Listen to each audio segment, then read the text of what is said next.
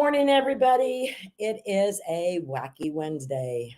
I mean, I can't believe all the insanity going on here in Arizona in the political arena. There's that, which we're going to talk about. And then there's also a very um, interesting video that was sent to me last night by my research gal. And it's Robbie Starbucks, and he's having a conversation with a Guatemalan um, attorney type person, pretty high up there in the government, about child trafficking in the United States, and so from the children from Guatemala. So we'll talk about that in the second half of the show, but I want to talk to you about politics. So we're noticing an alarming trend going on, and it's all across. It's happening in every single state, and the Wackies have infiltrated the Republican Party. So you've got several races here in Arizona. You do have them in a lot of other states also, to where you've got solid conservative candidates running, and somebody shows up out of the blue and decides that they're going to run for office. And you've got those few 100% backers of them who are, yes, yes, yes, yes, yes, this is the person we need to fill that second seat, or to, fill that seat that we're putting them up to run for. And they kind of shove them down your throat. Sorry, I got terrible sinus issues today. But you have to listen. You really have to open your ears, and you have to understand the nuances, the things that they support, kind of meekly, the candidates, the past legislators that they support, that they look up to, that they want to emulate. These are the types of situations that give you a clear indication of the type of legislator this person is going to be, or a mayor, or a governor. You always have to have your ears open. And you can't be a strong conservative Republican and be for voting against your Republican caucus when it comes down to issues that are going to clearly be a dividing point in a very small Republican-held majority in any legislation in any state. You got to watch out for those kind of people, because it could come down to something very important and very necessary to get passed, and that is a Republican that you can't count on. That is a conservative in name only, that you cannot count on them to back up the Republican caucus and the Republican conservative goals that we have to right this country, to right our states, to right our cities. There's a reason why there's so many great candidates running, because we understand this is the time that it's got to be turned around, folks. Has to happen now. And you can't have these type of candidates running who are going to be a wild card, who perhaps may listen to other people who don't have this candidate's best interest in mind, and talk them into doing many things in order to get the money they need to raise for their campaign, many things to make them promise and say to certain groups that they talk to, in order to tell them that's going to assure that you're going to get the vote and get in. Empty promises and campaign words. That is what's wrong with politics in America. Our politicians have gotten away so long with the empty promises, and they don't ever do what they say they were going to do. I think that's why so many people were shocked by President Trump, because all of the things that he said he was going to do, he started implementing them one by one, until he started getting headed off at the pass by the lawsuits from the ACLU and every other special interest pro illegal alien organization in the country or NGOs, but that is a clear indication when a politician, a candidate that you've backed up and listened to their words and they resonated with you, and that's what you felt made your decision to vote for that candidate, and then they follow through on everything that they promised on the campaign trail. Those are the types of people that we need in office. Because if your words on the campaign trail mean nothing to your constituents when you get into office, how do you think that's making your constituents, aka voters, feel? It's not real good. And if you're against certain issues that the Republican Party is for, then you need to run as an independent candidate. Or if you're more of a liberal mindset, don't run as a Republican candidate, run as a Democrat. Run with the party that you line up with more.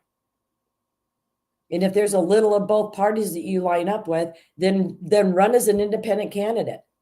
Be honest with the voters. Be honest with your constituents. It's pretty hard to keep up a facade of trying to be somebody that you're not. And that runs clear across the gamut. That's from city council, to city positions, to county positions, to state positions, to federal positions. And that is what the American people, I know I've talked about this before on this podcast, but that is what the American people are lacking. The time and the patience to research and find out who the right candidate is for you. You can't just take your neighbor's word. Oh, I'm voting for Susie because, she said this or that. If your neighbor is a one-issue voter and Susie said exactly what your neighbor wanted to hear about that issue, that is not a solid decision that you've made to vote for somebody. Don't vote. Not voting and not having your vote count for a wrong candidate would be more beneficial to our cities, states, and this country than to have you voting for the wrong candidate and getting the wrong candidate into place because you haven't taken the time to do the research. And I've talked about people who do have the time to do the research. Share that wealth of information with your family and friends, people who will trust you. That's one thing. When you know you can trust that person. And if you align with them and you say, okay, you and I are on the same track, the conservative track. What have you found out about the candidates out there? You can trust them. But your neighbor or a friend or somebody you've met at a political event and they are gung-ho about a certain candidate. Some of these supporters of these bad candidates show up at all these political events and are shoving their palm cards and their flyers down your throat as you're walking through the event. You have to be an informed voter. And if you're not, then don't vote. Or vote for the candidates that you know about on the ballot. And if there's races that you know nothing about, then don't vote for them. Especially like the judges. Don't just go down the line and mark every box because, okay, well, there's 5 slots to fill and there's 5 judges. 3 of those judges could be terrible. They could be the kind of judges that are interpreting the law on the bench and making really bad decisions in our communities. There's a lot of judges that are just giving a lot of these illegal criminals and some of the serious, citizen criminals a slap on the wrist, no bail, reducing felonies to misdemeanors. There's a lot of things that are going wrong.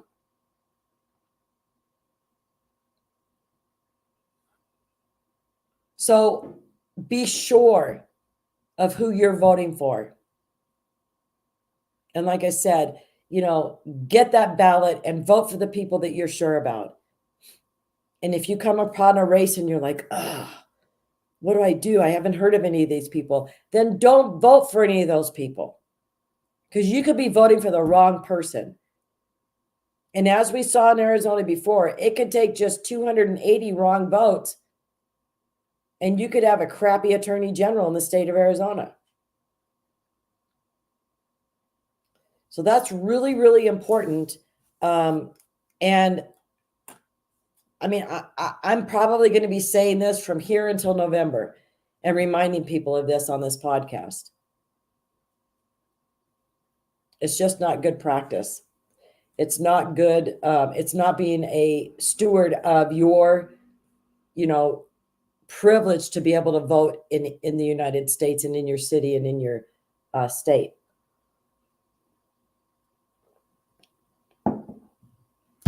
There's a lot of craziness going on in Arizona. It takes a lot of money in Arizona, believe it or not.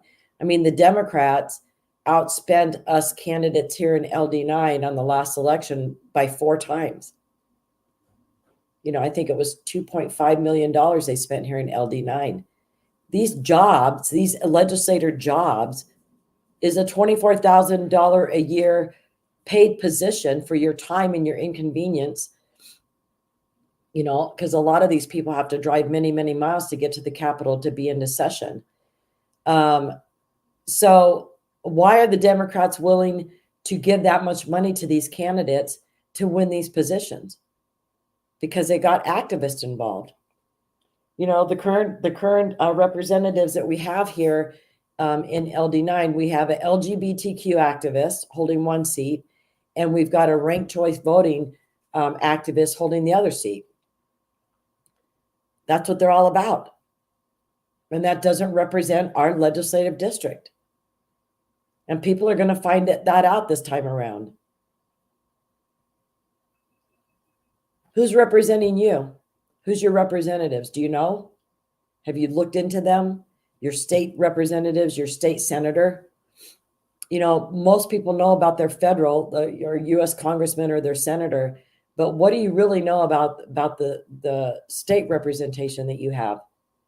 And what about the person on the city council, wherever you live in your district? Because your legislative district, your congressional district, the congressional district is those who go to D.C. to represent you, like, Andy Biggs, those guys in Congress. Your legislative district are the legislators, like your state senator and your state representative, who go to the Capitol here in Phoenix. Those are, that's your LD, legislative district. And then you've got your city council districts, which are completely different than everything else. So you really need to look into all of this so that you know which candidate is representing you and who you need to start looking into. It was very, very interesting because I was at a Mesa Republican Women's Club the other day, and we had a woman speaking who's running for the Maricopa County Attorney General. And, me, a couple of the women who were at my table, we were all just kind of looking at each other like, oh, because we've heard, not such good things about her policies and whatnot. But when she got up there and she started speaking and spelling out and with actual examples and proven cases of what's going on with the current Republican Attorney General in Maricopa County, we were shocked. I was actually pleasantly surprised at how intelligent this woman was and where she's been as an attorney throughout the state of Arizona and in different cities. So she's had a great outlook on all the different aspects of how things come together. And when she started telling us that the current attorney general here in Maricopa County is not taking a lot of the felony cases, and that's the only place that the felony cases can go is to the county attorney general's office. And so when they don't take the case, it's sent back to the city that the crime was committed in. And those city attorneys cannot process a felony. And so it has to be reduced to a misdemeanor. The crime has to be reduced to a misdemeanor in order for the city attorneys to be able to handle it, the city prosecutors. So it was a staggering amount of felony crimes that the attorney general's office is not taking here in Maricopa County this last year. And I was shocked. And so I had a conversation with her afterwards, and found out some more information and really started doing some research. And all of the things that all of these people are saying bad about her is absolutely 100% wrong. Now, if I hadn't taken the time to do that research, I would have just believed some of my friends who've been telling me that the current Attorney General of Maricopa County is a great woman and we need to keep her in office. But there's some shortcomings and there's some bad things that she's doing. And there's a lot of things that she's not paying attention to. And that's Rachel Mitchell. And the woman who's running against her is Gina Godby here. I'm impressed. I am so impressed by the information that she was able to give us at this Mesa Republican Women's Club. I'm going to see if I can get her on my podcast because, hopefully we've got some Maricopa County viewers who watch the show, and they'll be able to get information if they weren't able, there's a lot of people who weren't at that Mesa Republican Women's Club, but this is where we really need to be paying attention to, folks, is attorney generals, district attorney generals, county attorney generals, the state attorney general. You need to be looking into district attorneys. You need to be looking into all this kind of stuff, because a lot of these DAs and these AGs, and if they're Democrats, especially because they were backed by crazy money. They were backed with money that had intent to do evil and to bring evil people into these positions and to create chaos in our communities. So, and I've talked, like I said a minute ago, I've talked about judges a lot. Now we need to start focusing on the district attorneys, the attorney generals. We need to really be hyper-focused on the law enforcement aspect of this. And they aren't law enforcement per se, but you've got law enforcement who arrest these criminals and get them to the proper Department of Justice authorities. And they do absolutely nothing to get these criminals off the street or give them a slap on the wrist or dismiss their case. We've got to stop this. Crime and the out of control crime and things that are happening in this country are not going to stop if there aren't consequences. I was just reading this article yesterday where this postal worker, I believe it was down in Florida, there was complaints from her route that a lot of things were missing from the mail, and they put a camera, unbeknownst to her, in her vehicle. And I think on 38 occasions, she went through 90 pieces of mail, like within a 3 month span, 3 or 4 month span. And it showed her taking cash out of envelopes, ripping up the envelopes, birthday cash or whatever, gift cards, tickets to events and stuff. All of this was going on. And guess what happened to her? She's a United States postal worker, stealing cash, gift cards, and tickets, and God knows what else. She gets 2 months probation and a $2,500 fine. Did she get fired from her job? Don't know. Article didn't say. But isn't that lovely that a postal worker can do that and just get 2 months probation? Where's the accountability? What is that in the big scheme of things? And what about her fellow postal service workers who knew she was doing it, and they're probably doing the same thing, and they heard about it and they're like, oh, well, my intake in a week's time opening these envelopes, I'll have that kind of money in a year to pay my $2,500 fine. And if I get caught, a lot of them will just keep doing it. 2 months probation, that's nothing. That's what all these illegal criminals think when they see what their fellow illegal criminals are doing, and how these rotten judges are just saying, yeah, we'll see you back here in 3 months for a court date. Adios, we'll never see you again. They'll leave that state and go somewhere else, or go down the road to a different city and be under a new identity. It's crazy.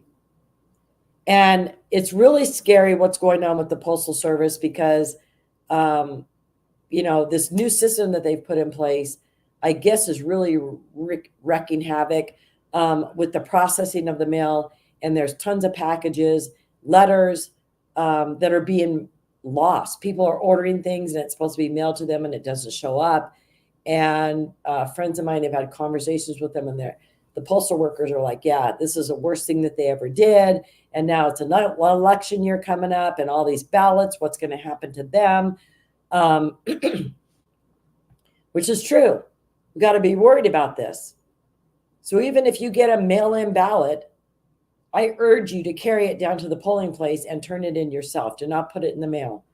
The U.S. Postal Service is not to be trusted anymore, folks. And in an election year, this is the worst time for us to be trusting them, knowing that, you've got dishonest workers in really any industry, I would imagine. But it's kind of disturbing to know that it's in the Postal Service. And I always laugh, when people start talking about mail-in ballots, I laugh because I'll laugh and ask people in response, well, would you put, $200 cash in the mail and feel good about it getting to where it was intended to go? And they're like, no. And I'm like, then why would you trust your ballot to go through the mail, for God's sakes? You've got so many disgruntled U.S. postal workers that when the election time comes around and they've got all these ballots and trays and trays of ballots, and they get pissed off because they have a short temper and they just dump them in a dumpster somewhere, go into the forest and throw them in the forest on the floor in an area where nobody goes. It's just sad what this world has become, honestly. All right, I'm going to change gears here. So I got this information. Oh my gosh, I just had another article sent to me.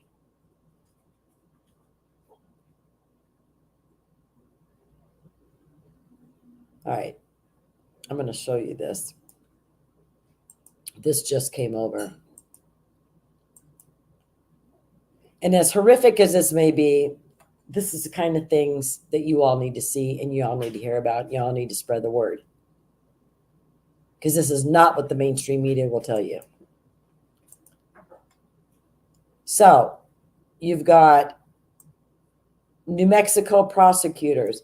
Migrants gang raped a deaf woman in a multi-hour nightmare. 3 illegal men from Guatemala have pleaded guilty or been convicted of gang raping a deaf woman after kidnapping her in Santa Fe, New Mexico in June of 2021.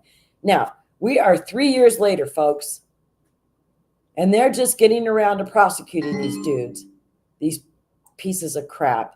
Another migrant accused of being the ringleader has since reportedly fled to Guatemala. He pleaded guilty to rape and kidnapping and was sentenced to 20 years in prison this week. The one of them, Oscar. Let me see. According to Deputy District Attorney Haley Murphy, Lopez, along with 26-year-old Owen Cordona, and another 34-year-old and another 21-year-old, all migrants from Guadalupe, forced a woman into a vehicle. The woman was then gang raped by the 4 men in a multi-hour nightmare where she was treated like meat amongst a pack of wolves.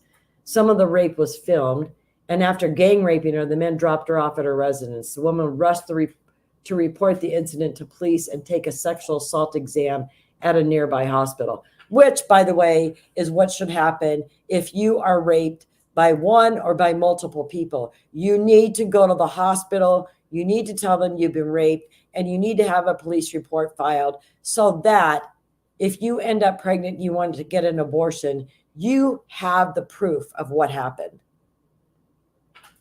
And hopefully these perpetrators and these creeps, these pieces of crap, can be caught by the police. If you were truly raped, wouldn't you want the person caught and some justice to be served? this is kind of a side argument with the pro-abortion people. So in February, Cardona was convicted of kidnapping, conspiracy, and criminal sexual penetration by a Santa Fe jury. He is awaiting sentencing and faces up to 43 years in prison. The other guys, so Cartagena, thought to be the ringleader of the gang rape, is believed by police to be living back in Guatemala and still has a warrant out for his arrest. Prosecutors said that he previously admitted to being involved in the gang rape and identified the other 3 men. And then, of course, the little piece of crap that he took off and ran back to Guatemala because the other 3 guys were probably going to come after him. So this is just something that happened yesterday. But this is not anything that's not happening on a daily basis, folks. It's happening on a daily basis in this country. So this video, and I let me see. Let me get back to it.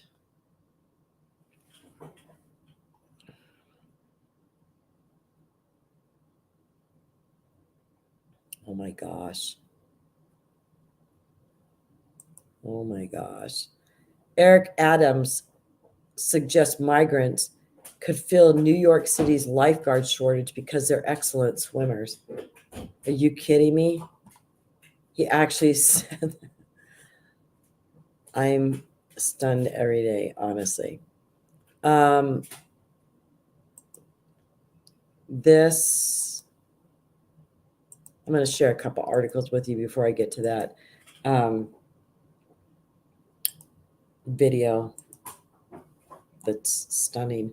So yesterday, an article came out that said 2024 will be the immigration election, and how it's been such a highly polarized election issue in the past few months, and it's never happened in the history of Gallup that immigration is the main issue driving people to the polls for multiple months in a row. And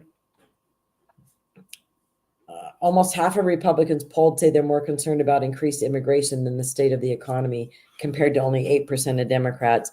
It's about fear. It's about anxiety, frustration, and instability. Sometimes it's about, hold on, why am I not hearing English when I go to the grocery store? This is America. Why am I not able to understand people in my own country?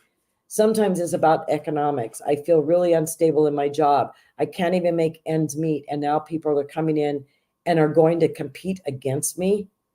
And the anxiety is not confined to white voters, but also immigrants who've also been in the United States for a long time. He recently spoke to a man originally from India, upset at the influx of Afghans into his community. The idea of why are they helping this person and not helping me, that I think is a crux of what is driving immigration in this issue. If we feel like immigration is happening to us without our control at a time when we feel unstable.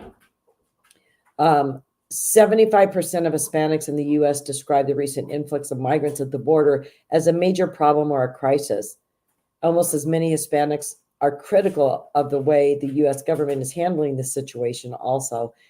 But, and I mean, I appreciate an article like this, but what I don't like about that article is how it divides Americans into groups according to the color of your skin. Whites, blacks, Hispanics. Look, folks, this is an issue that affects all Americans. Every American is upset about this, if you're not a Democrat. But this is why they can continue saying race and racism is an issue in America. The media outlets say this. But the media outlets are the first ones who do that kind of an article and point out the demographics of people, their ethnic backgrounds, their skin color, their religion, whatever.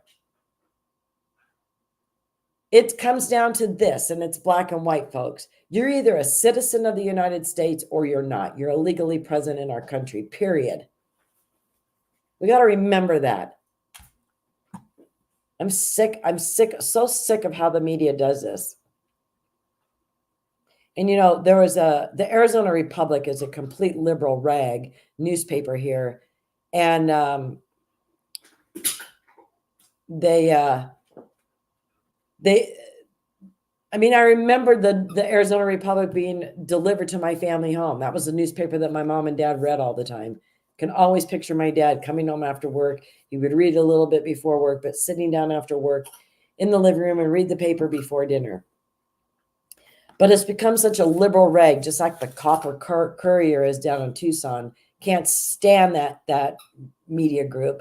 The articles that they put out and the social media posts that they put out, they're pigs at the Copper Courier, just so that you know how I feel about them. But the Arizona Republic, this Hispanic woman, I'm going to identify her as a Hispanic woman. She wrote the article, and she was talking about this new bill that the GOP lawmakers here in Arizona are putting together to make it a state crime if you have crossed illegally over the border from Mexico into Arizona. And you can be jailed for that.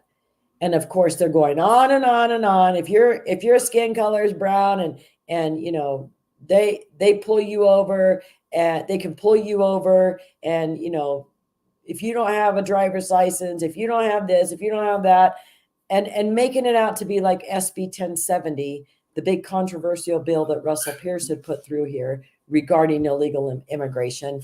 And how smart was he? He knew this was coming down the chute, didn't he? How bad it was going to get. But anyway, she's trying to make it out like it's all about skin color. And talking about racism and skin color and pointing out skin color multiple times in this article. And so I responded, online on the article about, how racist are you? You're the one who's pointing this out. When you have a conversation with conservatives or conservative legislators, or go to LD meetings, a Republican legislative district meeting, or go to the Mesa Republican Women's Club, that type of verbiage and language is not used. Because you shouldn't do that. We're all Americans, and you need to keep it at that and stop with this pointing out of the skin color. That article just really, really made me mad. But, I commented and said, a person is not just pulled over in the state of Arizona because of the color of their skin, which is what the big argument was back in the day when SB 1070 was passed. Oh, if you're brown skin and you're driving a vehicle, you're going to be pulled over. That was the big scare tactic that they used here in Arizona for the illegals that were living here then, and the Hispanic community, and who had, that you're going to be targeted just because you're brown skinned and you're a U.S. citizen, and you're going to get pulled over and harassed. This isn't what happens, folks. Police officers can't pull you over. Law enforcement can't pull you over unless you've committed a driving offense. And that's when the process starts. You're pulled over because you've done something wrong. And 9 times out of 10, if you're pulled over because you've done something wrong, and you're an illegal, it's because you can't read our signs. You don't know what our driving laws are here. Can you even operate a vehicle safely? You're scared because you see a police officer anyway, so you're going to do crazy things. But this starts the process. And when the police officer approaches a window and says, "Can I see your driver's license and insurance card and registration?" this illegal can't provide those things. They may be able to do insurance and registration, but they can't give them a driver's license. That starts the process, folks, of realizing, okay, this driver is an illegal, because if he wasn't an illegal, he would have a driver's license. So I'm just so sick of these lame arguments and the way that they try and push this off, that it's so racist. Look, folks, every country in this world has immigration laws. And we're the only country in the world that has citizens and politicians who are pushing to not uphold our immigration laws. And that is exactly what this administration has been doing since the beginning. It's not racist to have immigration laws, and it's not racist to uphold those laws, folks. Don't let anybody tell you any different. I want to show you another thing, because I want to talk about this.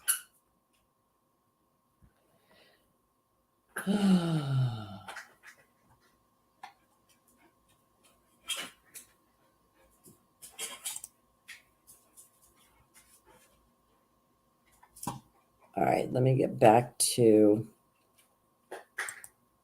let me see if I can share this.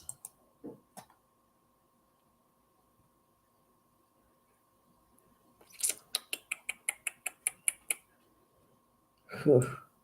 I don't know how to share this particular. All right, wait, hold on. Let me get back up here. Anyway, I can't share this particular picture because of how it's formatted, unfortunately. Yeah. So the city of Mesa put out a it was a Facebook post yesterday, and it's city of Mesa in Arizona, and it says, big news, you don't need a social security number to complete the FAFSA anymore. Applicants and contributors without one can now immediately access the online 2024-2025 FAFSA form after creating a studentaid.gov account. This means less wait time and more streamlined application process for the FAFSA. Learn more about this change and what it means for you at mymesa.gov. Myth: I have to have a social security number to fill out the FAFSA. Fact: not true. As of April 30th, 2024, applicants and contributors can complete the FAFSA form without a social security number. Well, gee, folks, who in the United States doesn't have social security numbers? Illegals, right? Because, you got to get a social security number. I mean, I didn't for my children when they were born, but now you have to get a social security number right away for your child. And this is just insanity that the city of Mesa is pushing this. And I don't know if further along in the process, if a social security number is necessary to finalize that FAFSA approval. But why would you be able to even apply for it without a social security number if it wasn't going to be required at the end, right? So this is federal grant money that illegals can now apply for to go to college. How many American students are going to be left out in the cold because the funding's going to these illegals? And you can be guaranteed they're filling them out like furiously. School counselors, they're helping these illegal kids out. These illegal immigration organizations, the pro-illegal immigration legislators, city council members, those type of people, they probably have I got dog hair.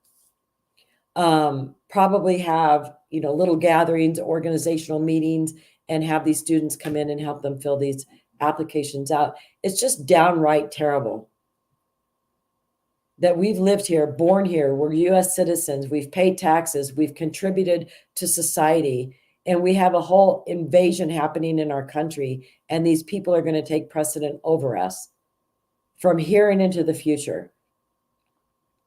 What's going to happen to my grandkids when they want to apply for FAFSA funds, grants to be able to go to the community colleges?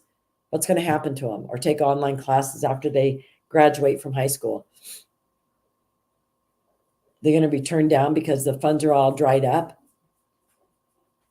This kind of stuff just irks me, people. And this is why you need to get good legislators in office also, because you need to have people who understand how this is affecting their communities.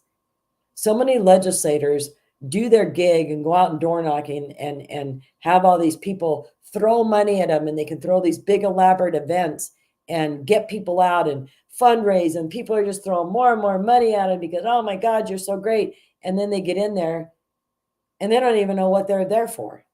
They don't even know what's really happening in their community. They don't know where the money's going. They don't understand the budgeting, the state budget, and how people who are down there representing the people should be fighting to conserve money, to save money, to not spend a surplus. Oh my goodness. My border collie has really, really fine hair. And when it starts blowing around after I've pet her, whew, it's time to start conserving money and be ready for what's going to happen to us in the future. You got a bunch of ding-dong Democrats down here at the Capitol in Phoenix and some crazy Republicans who just look for ways. We had a $2.5 million or $1 billion surplus. And of course, they found ways to spend it. So, of course, what are we dealing with this year? A $500 million deficit that we have to take care of. I'm so sorry about this, folks, with my nose today. But this is one of the big things down in Phoenix. The budget, illegal immigration, a wackadoodle governor who won't sign anything logical to help all the issues here in our state, right? Okay, I'm going to go to this.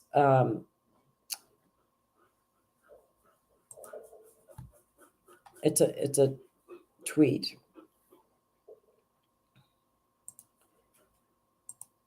It's a little lengthy, and if you are on, geez, I don't know if you can see this hair flying all around. I just pet her again. If you can see the screen. So Robbie Starbuck said there's a scandal going on in Guatemala that everyone needs to know about. The Attorney General in Guatemala is investigating child trafficking at the U.S. border, and it appears that the Biden administration is retaliating. The interview you're about to hear is apparently so dangerous that the Secretary General of Guatemala says he was warned by someone claiming to carry a message from the U.S. Embassy that he was playing with fire if he took part in this interview. Last week, they raided the NGO named Save the Children. Jill Biden used to be the chair of Save the Children's board. Investigations into the NGOs like this are a part of Guatemala's overall investigation as they search out who's doing the trafficking and where the money's coming from. Now let's talk about money. Before doing this interview, Robbie Starbuck reached out to at Oilfield Rando for a report on the money the U.S. gives Guatemala. He found over 80 payments to individuals in Guatemala where their names are redacted. Many range from $20,000 to $40,000 per transfer. That's a lot of money in Guatemala. Who are they paying and why? Overall, the Biden administration has spent over $500 million in Guatemala. Why? The U.S. taxpayers are paying $125,000 for indigenous healers, shamans, in Guatemala, and nearly $500,000 to support gender ideology there. Why? Why are we paying that kind of money? One thing is clear about the Biden administration: you can't trust them with money, and that's why they have somebody sponsoring this interview. Since Biden took office, many Americans are worse off. This is not the beacon of prosperity. Let's see. Guatemala's Secretary General also admitted in the U.S. is harboring illegal alien pedophiles and murderers. These are people Guatemala wants to put in prison, but the Biden administration is protecting them instead of cooperating. Did you hear that? And as you'll find out, it's clear the AG and the SG are being targeted. Guatemala's president recently met with the Secretary of State, Tony Blinken, and Joe Biden. And after this interview, he announced a plot to remove the Attorney General of Guatemala. If it feels like you've seen this movie before, it's because you have. In Ukraine, when Joe Biden forced the firing of a prosecutor who was investigating his family. If you're short on time, below you'll find the time codes you can click to on the video. Now, I would, if you've got a Twitter account, an X account, I would highly advise that you go to @Robbie Starbuck. And you can listen to the interview yourself. I listened to it last night, and I was just sick and listening about this. So the Attorney General wrote a letter to Ken Paxton, the Attorney General in Texas, and explained to him about the child trafficking at the U.S. border that the U.S. government may be involved in. And it was clarifying that this investigation involved sexual crimes against children. And is there an explanation for the fact that 70% of all unaccompanied minors at the border come from either Guatemala or Honduras that isn't rooted in child trafficking? Is there an explanation of that? And clarifying that the claim the Guatemalan AG has includes claims that U.S. officials and Guatemalan officials are allowing this trafficking of children, folks. Let's see. The Biden administration has cut off communication over certain AG office employees being fired by the current AG of Guatemala. Does the U.S. affect persecution rates in the Central America with pressure? Addressing the media silence in this case. A bombshell, Secretary General says person sent by the U.S. Embassy came to warn him that he was playing with fire by doing this interview with Robbie. So there's a timeline on this X post, timestamp of where you can go within the video to hear all these things. They exposed in this interview the nearly $500,000 that the U.S. sent to benefit far-left gender ideology spreading to Guatemala. How communication was cut off when the AG said parents need to consent before kids are taught about sexual gender ideology topics. And is the export of gender ideology from the U.S. damaging social fabrics in Guatemala? Discussing flyers encouraging illegal aliens to vote at NGO camps. Are dangerous criminals able to come into the U.S. illegally because of the Biden administration is allowing it? Discussing the horrific rape problems at the border and how complicit the Biden administration is. Exposing rape trees at the southern border. Is the Biden administration trying to make Guatemala a satellite state using grant money? Are NGOs teaching illegal aliens to lie for asylum claim?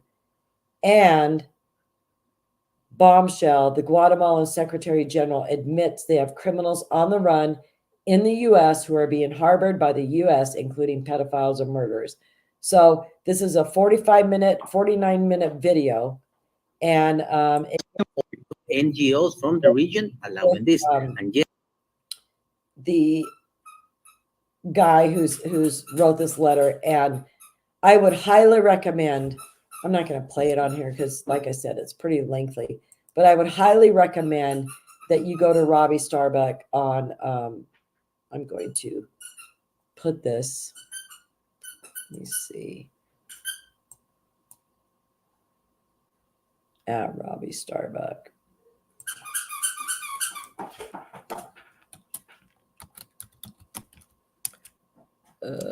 Excuse me. I'm typing his handle in.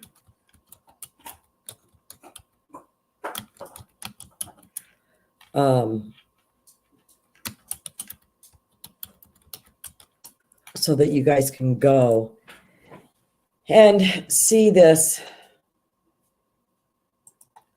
video. It's pretty disturbing when you think about that. And it doesn't surprise me. And that's the sad thing, that it doesn't surprise me that the Biden administration would be involved in child trafficking, that the Democratic Party would be involved in child trafficking. And I've always wondered, how did this many children disappear from South America, coming up here as unaccompanied minors. How do they disappear and nobody says anything about them? Look at the fuss that the Democratic Party puts up. How AOC was down at the border and, clinging to the chain link fence and her fake photo shoot, by the way, and talking about these people being in cages. What about, and this guy on this video was talking about 85,000 kids from Guatemala are missing and nobody knows where they are. They've come up here. 85,000 children. What has happened to them? You see what these illegal pieces of crap guys do up here, how they rape women, what they'll do to them, kidnap them and gang rape them, a deaf woman for 4 hours, 4 or 5 hours. What do they do when they get a hold of these children? And why is there such a big appetite for children and sex in this country? But these foreign children who disappear from their country, folks, nobody looks for them. Nobody cares about them. There's no attention put on this issue. There needs to be more attention put on this issue. We need to care more about what's happening to these children. Watch this video that Robbie Starbucks put out. Watch it. Hopefully there's going to be more information in the next few days. I'm really worried about that guy from Guatemala who spoke out, but there have been plenty of people coming to him with the evidence that they need in order to have even started this investigation. And the unfortunate thing that I've realized in the last 10 years of my life is how corrupt the United States government is and how this administration would actually step in and try and stop another country from investigating what is happening to 85,000 children who disappeared from their country. I'm worried for this man's life. When you have people like the Clintons and the Bidens involved in this sort of thing, you always have to be worried about that person's life. Look at all the whistleblowers that have come out recently about Boeing and different things. Don't even have to do with human lives, but how they end up dying suddenly. It's happened anytime you have Democrats in the administration.